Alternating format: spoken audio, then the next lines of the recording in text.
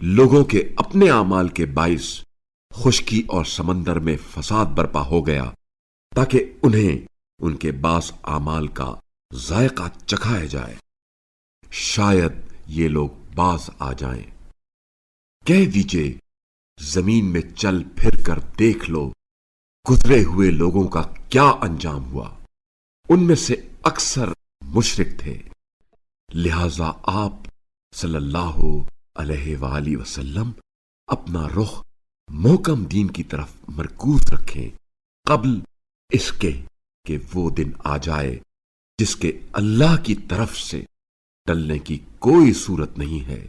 اس دن لوگ پھوٹ کا شکار ہوں گے، جس نے کفر کیا اس کے کفر کا ضرر اسی کے لیے ہے، اور جنہوں نے نیک عمل کیا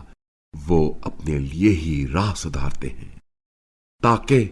اللہ ایمان لانے والوں اور نیک اعمال انجام دینے والوں کو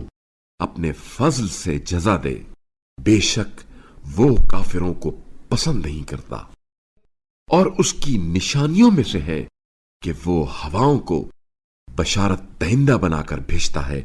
تاکہ تمہیں اپنی رحمت کا ذائقہ چکھائے، اور کشتیاں اس کے حکم سے چلیں، اور تم اس کا فضل تلاش کرو اور شاید تم شکر کرو۔ اور باتحقیق ہم نے آپ صلی اللہ علیہ وآلہ وسلم سے پہلے بھی پیغمبروں کو ان کی اپنی اپنی قوم کی طرف بھیجا ہے، سو وہ ان کے پاس واضح دلائل لے کر آئے، پھر جنہوں نے جرم کیا ان سے ہم نے بدلہ لیا، اور مومنین کی مدد کرنا ہمارے ذمے ہے۔ اللہ ہی ہواؤں کو چلاتا ہے تو وہ بادل کو ابھارتی ہیں، پھر اسے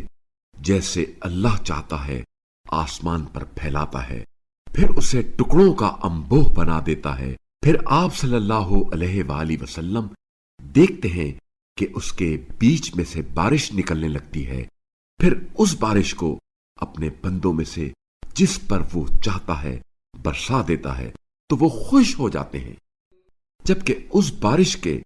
ان پر برسنے سے پہلے وہ نا امید ہو رہے تھے۔ اللہ کی رحمت کے اثرات کا نظارہ کرو کہ وہ زمین کو کس طرح زندہ کر دیتا ہے اس کے مردہ ہونے کے بعد، یقیناً وہی مردوں کو بھی زندہ کرنے والا ہے، اور وہ ہر چیز پر قادر ہے۔